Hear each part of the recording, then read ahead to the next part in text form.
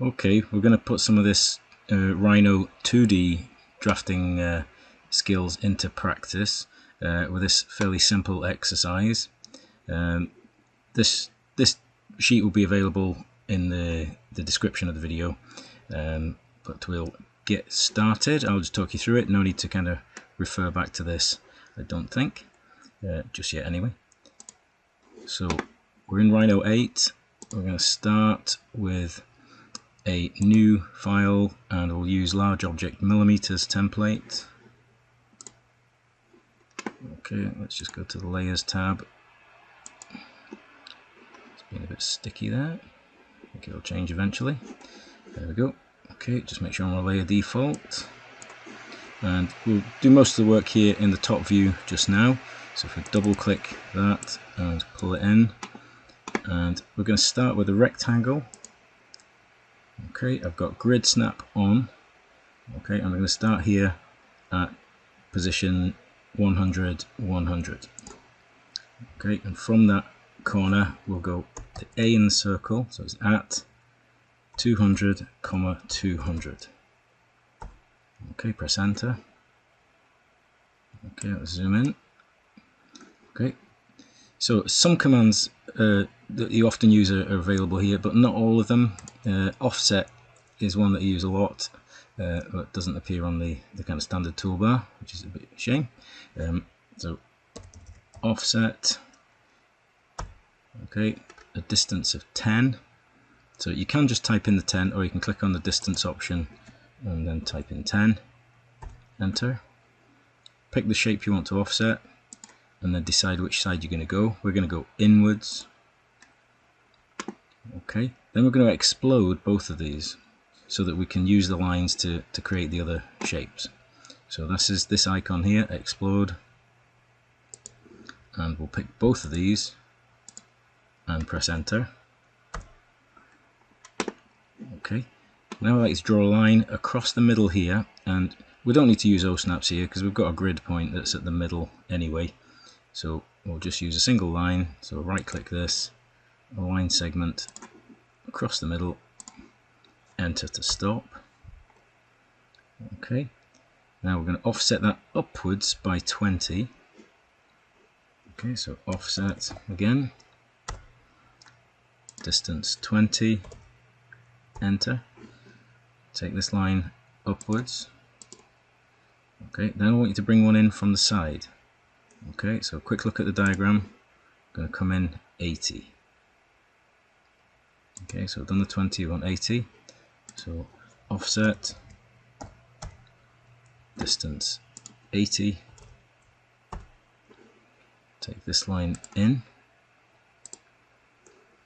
Okay, quick look at the diagram. Okay, and we've got a radius 40, which means in reality it's another 40 offset. And while we're here, let's do this one as well. So this one's going to come in 50. Okay. So we want offset again. We should be able to just press enter key because it was the last thing we did was offset. So firstly 40. Take this line across. And then we're going to bring this one in 50. Offset 50. Okay, and that should leave us the 20 that we see on the diagram. So effectively we've got 20 is a kind of a turnout size, as we call it. Okay, now what we need to do is create these curves. So this is the fillet command, and bear in mind we only need to draw this on the top half. We can flip it over to the bottom, no need to draw twice. So here's the fillet command, and let's do the 21 first. So a radius of 20, enter. So we're picking this line and this one. Okay, so from there to there. Okay, then we're going to go from here round to this one. So it's press enter to bring back the command, change the radius to 40, and we're going from this one to this one. So as usual with the radius command, you pick the bits you want to keep. Okay, now what we can do is we don't need these two lines. We're not going to need these two either. So without a command, just pick 1, 2, 3, 4. Oh, sorry, hold Control, hold Shift, I should say. Curve, hold Shift. Okay, and delete. Okay, we need this for a second because we need to mirror this over. So mirror isn't on the command panel either. So start typing mirror and press enter. And we're taking these 1, 2, 3, 4, 5 objects. Okay, this isn't like AutoCAD, it doesn't actually tell you how many you've picked, which is quite handy in AutoCAD, so you can check that you've not got a line on top of a line, so you have to be a wee bit more careful. Okay, so press enter, and the mirror plane is going to go from grid position here to grid position here. Okay, we don't need this anymore, so you can delete that. And then we want to form a gap at the end, so we end up with this kind of strange uterine type shape. So to do that, we use the trim command, because we know these touch exactly. Okay, so trim will work fine. So trim, you pick your cutters first, so select the cutting objects, so that's this one and this one, enter, and then pick the bit you want to get rid of. Escape to stop.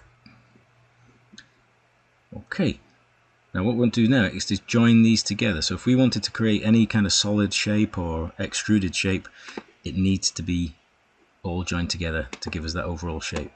And that's where the kind of jigsaw icon comes in. So it's join, so it's a left click on this, we don't want to join and copy, so it's join, and pick a start line. You have to start somewhere, it doesn't matter which one you pick. Okay, but now you must pick the lines next to it, either going this way or go this way. Okay, so I'm going to go this way, so the next object is the arc, then the small line, arc. Okay, if you do miss something, what happens is it pulls objects to each other, and we don't want that to happen. Okay, so just keep going in order. See what happens? Distance, do you want to join these curves? No, we need to join this one. Okay, so you have to be quite careful with the join command. You can't just grab everything and think it'll join it. And when you click the last one, you should see a kind of a fairly distinct flash. Kind of the whole object flashes. Okay, best way to test that this is a nice closed shape now is effectively this is now a polyline. So if I click on that and have a look at its properties, object details, okay, we've got a curve, got a closed poly curve, that's what we're wanting to see. So that will extrude cleanly or turn into a solid cleanly. Okay, have a look at your perspective viewport now. So if you double click and just make sure you can see your perspective viewport. If you hold shift and right mouse, you can bring that a bit closer. We can get it a bit bigger if we roll the mouse. Okay, and then we want the command extrude CRV. Extrude CRV. Enter, so you're extruding a curve.